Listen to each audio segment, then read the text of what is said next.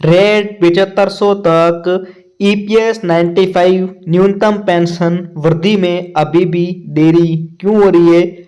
सरकार ने कहा, सरकार ने जवाब दिया। आज की इस वीडियो में मैं आप लोगों के लिए बहुत बड़ी अपडेट, बहुत बड़ी न्यूज़ लेकर आ चुका हूँ ईपीएस 95 पेंशन धारकों के लिए रेट 7500 मंथली पेंशन बढ़ाने को लेकर। तो इस वीडियो को शुरू से लेकर बिना स्किप किए पूरा कंप्लीट अंत तक देखना, ठीक है।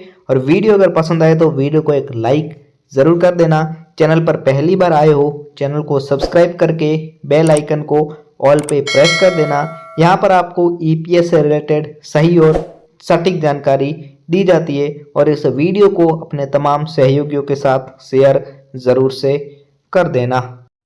सरकार का कहना है कि ईपीएस 95 पेंशन में 7500 रुपये तक की बढ़ोतरी एक बीमा के आधार पर जारी की गई है। कर्मचारियों की पेंशन योजना ईपीएस 95 के तहत पेंशन भोगी, जो पेंशन लेने वाले जो लोग हैं, वो लोग न्यूनतम मासिक पेंशन को जो है वो वर्तमान पेंशन भोगी से अधिकतम 7500 रुपये मंथली हर महीने 7500 रुपये दिए जाए, इस तरीके की मांग हर महीने, हर साल का, या फिर लोग काफ़ी लंबे समय से इस तरीके की मांग धरनों के जरिए बहुत सारी रैलियां करके सरकार के सामने बार बार ये मांग दोहरा रहे हैं कि पेंशन जो अभी के समय में 1000 रुपये हैं, उसको बढ़ा करके हर महीने 7500 रुपये की जाए। इसके साथ वे यानी जो पेंशन भोगी है वो महंगाई योजना के साथ पारिवारिक पेंशन लाभ और मुफ्त चिकित्सा सुविधा की भी सरकार के समक्ष मांग कर रहे हैं। यह मांग कई वर्षों से अपॉइंटमेंट है, ने मांग कई वर्षों से बार बार सरकार के सामने महंगाई योजना, पारिवारिक पेंशन लाभ और साथ ही साथ पेंशन भोगियों को चिकित्सा सुविधाएं जो है वो बिल्कुल मुफ्त कर दी जाए, इस तरीके की मांग कर रहे हैं। और पेंशन भोगी बार बार के बीच में हैं, यानी कि उनकी यहाँ पे कार्यवाही बहुत लंबे समय से सरकार द्वारा सही तरीके से नहीं सुनी जा रही है, उस पर कार्य बिल्कुल भी नहीं किया जा रहा था। संसद में किए गए विवरण के अनुसार पूरे भारत में लगभग 78 लाख ईपीएस पेंशन भोगी प्रभावित हैं। 78 लाख जो पेंशनर्स हैं ईपीएस 95 के तहत वो इससे प्रभावित हैं, जिनमें से कई पेंशनर्स के अनुसार आरक्षण के बाद, जो आरक्षण हुआ उसके बाद जो है वो पूरी तरह से समान पेंशन पर प्रतिबंध लगा दिया गया है।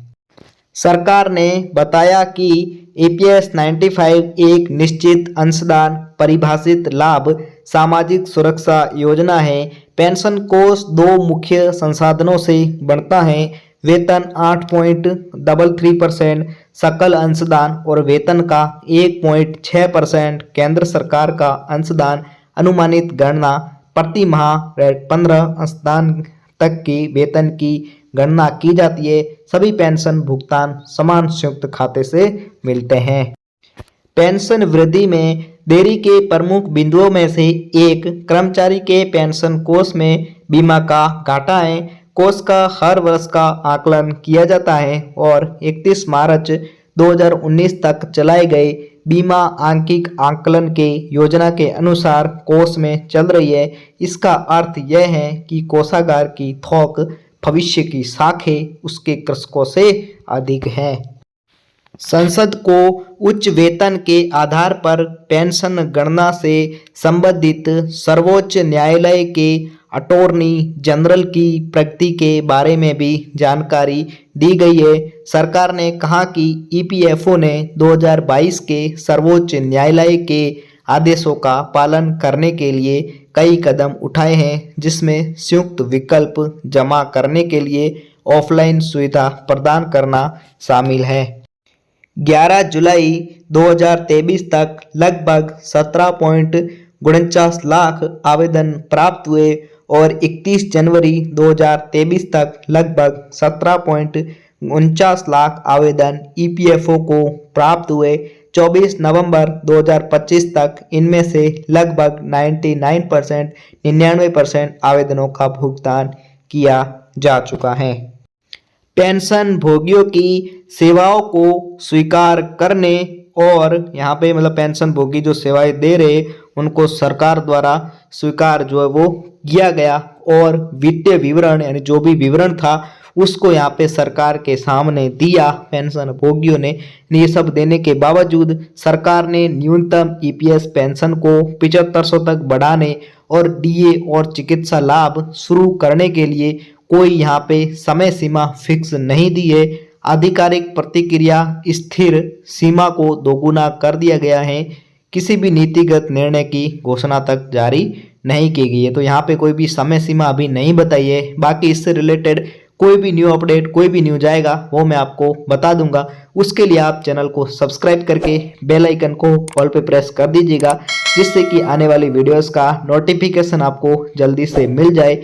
इस चैनल पर आपको सही और सटीक जानकारी दी जाती है, और इस वीडियो को अपने तमाम सहयोगियों के साथ शेयर जरूर से कर दीजिएगा।